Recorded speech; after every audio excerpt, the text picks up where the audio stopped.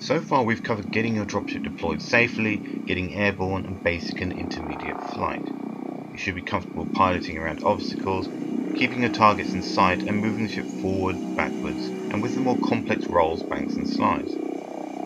In this video we'll add advanced changes in altitude to your flight. Remember though that all versions of the dropships handle differently. In the last video we looked at lifting the ship's nose on takeoff without using thrust. This does not work for militia versions of the dropship. In this video, and any on the more advanced techniques, I assume you've moved beyond the basics and have chosen to be a professional pilot. As such, you will have invested in a more advanced dropship. We will learn 6 new flight maneuvers in this video: tick stops, D-stops, twist stops, straight drops, slide drops and roll drops. And I'll pass over barrel rolls, as flipping the ships upside down is, unsurprisingly, a fast way to lose altitude. We'll start with dives, then move on to drops, and in the next video we'll look at using these maneuvers tactically, but for now let's focus on learning how to pull them off. They are not easy. Diving is an approach vector that uses your ability to stay up high and out of view, to then quickly drop down and surprise your enemy, deliver your passengers into a hot zone without the enemy seeing you approach, or to quickly evade incoming fire. There are 2 types of dive, shallow and steep. Generally, steep dives are best for hot drops and surprise attacks, while shallow dives are suited for high-speed sweep attacks or fast passenger drops. Let's look at a shallow versus a steep dive. In this battle, I use a shallow dive to very quickly come up on this infantry player. This speed gives me an advantage. It's likely he never saw me coming till I'd already started shooting at him. Steep dives allow you to drop height very quickly, and they had the added effect of helping you gain considerable speed. Sometimes this speed is desirable, sometimes not. Shallow or steep, you'll often need to come to a complete stop at the end of a dive. There are many ways to cancel a dive. We'll look at the 3 main stops: the tick stop, the D stop and the twist stop.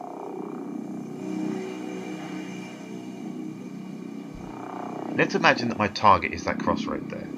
I dive straight at it. By the time I manage to come to a stop, I've overshot considerably and I'm facing the wrong way. Here I use a tick stop to cancel my dive. That is, dive down, then nose up, like drawing a tick. We covered nose up stops in video 1. Tick stop is the same, only at the end of a dive. To do one, pull back on the left stick to your level,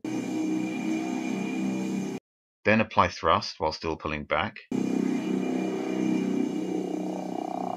When the ship stops moving forwards with its nose pointed up, neutral the left stick and release thrust. When you dive and intend to use a tick stop, you need to point the nose in front of, not directly at, your intended stopping point. Let's dive again, but this time I need to give myself some stopping distance.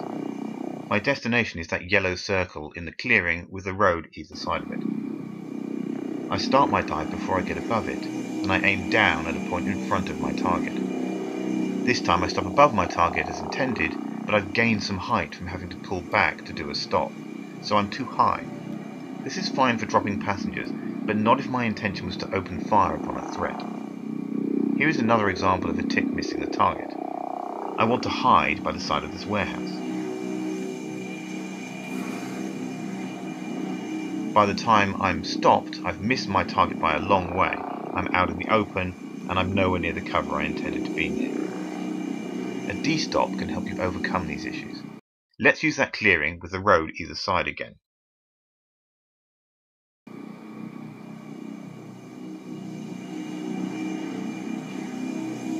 This time, I turn and thrust to a stop. This is a D-stop. See how I stop close to and pointed at my target.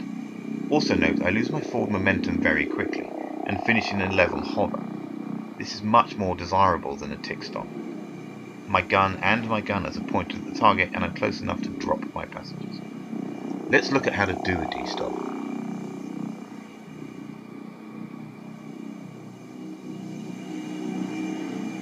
When you're ready to stop the dive, hit thrust. At the same time, pull back with the left stick.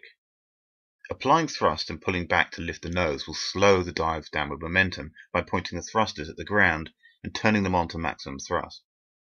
But as the nose lifts, you will start pointing forwards instead of down. This gives you a significant increase in forward momentum.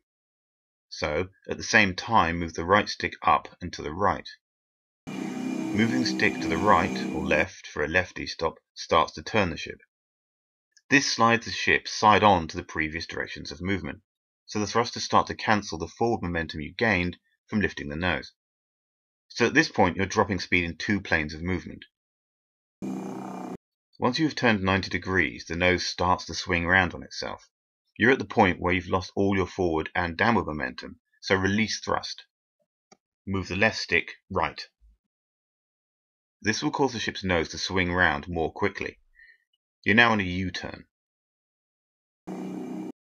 At the point when it almost faces the way you came, the nose will start to drop due to the steep turn with no thrust. So thrust on and move the left stick back to start to recover the nose. And right stick to the left to cancel the turn. This is tricky to master, and in low-end militia ships it's very difficult to make a nice tight stop. If you want to try in low-end ships, start to lift the nose and thrust quite far from the ground. In any ship, if this is new to you, give yourself plenty of room. Gradually bring it closer to the ground as you gain confidence in the method. As you can see, you have to pull off these control changes very quickly. Play that segment again at full speed so you can watch just how quickly you have to move between the various stages of control to get the maneuver to work properly.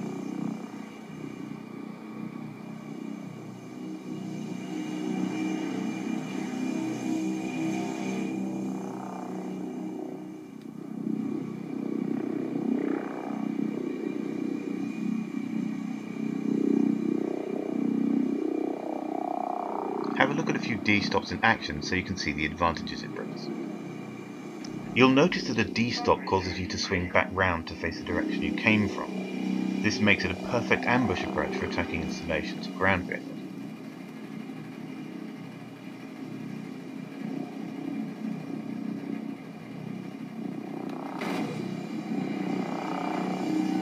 The arc of this swing, though, is quite large, as you see here. This makes getting close to buildings with this stop difficult. This is where our third stop comes in, the twist.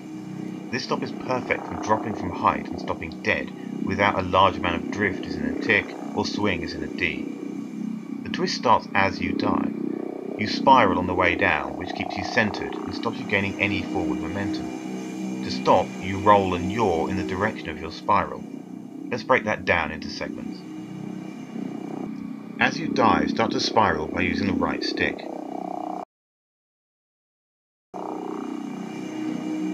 When you want to stop the dive, turn both sticks fully in the same direction, left in this case. Do not thrust. The ship will level out, at which point thrust to cancel any leftover downward momentum and neutral your sticks. So what are the advantages of this type of stop? A tick stop can be a real problem when there's terrain near your destination. In this clip, I want to dive and hide behind this warehouse. First I'll use a tick stop by pulling back on the stick and thrusting. See how the extra stopping distance I need isn't there, and I can't stop quick enough and crash. A D has too much swing to get close to the building, so I'll use a twist to hide behind the same warehouse, diving from the same spot. See here, I went completely vertical, into a maximum speed dive, but I stopped on a dime in cover, without drifting off target.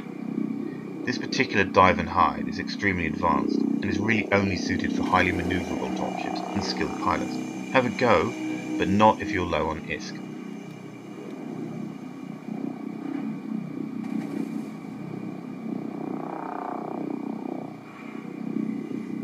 Dives are the main way to lose height, approach your target, or to evade incoming fire. Another way is to use a drop to lose height. There are three main types of drop: straight drop, roll drop, and slide drop. Drops differ from dives as they do not require you to point your nose at the ground.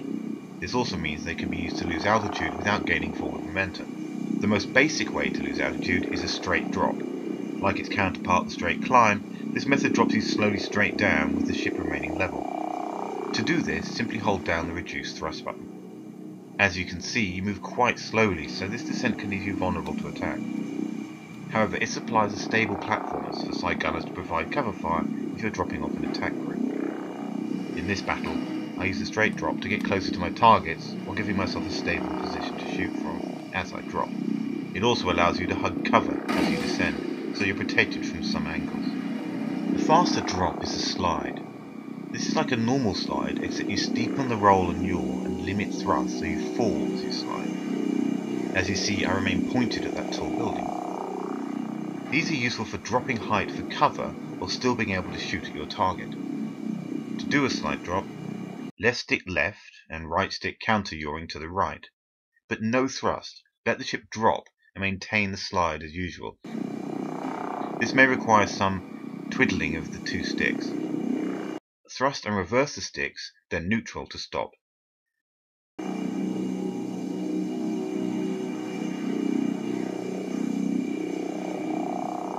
Here is that again at normal speed.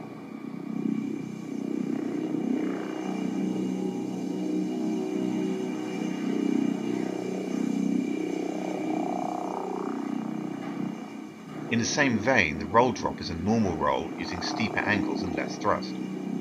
However, if you roll too far, you will barrel roll like this.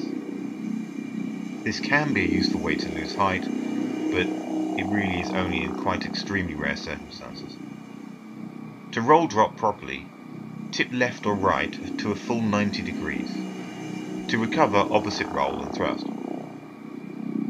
Let's break that down.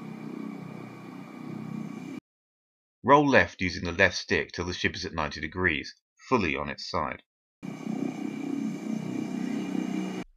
Counter roll with the left stick and thrust to stop. You can use these moves to drop to cover like I did with the twist. Here I'll use a slide drop to tuck myself behind that warehouse. They are most often used when you are near medium height cover and need to drop a little bit out of sight quickly.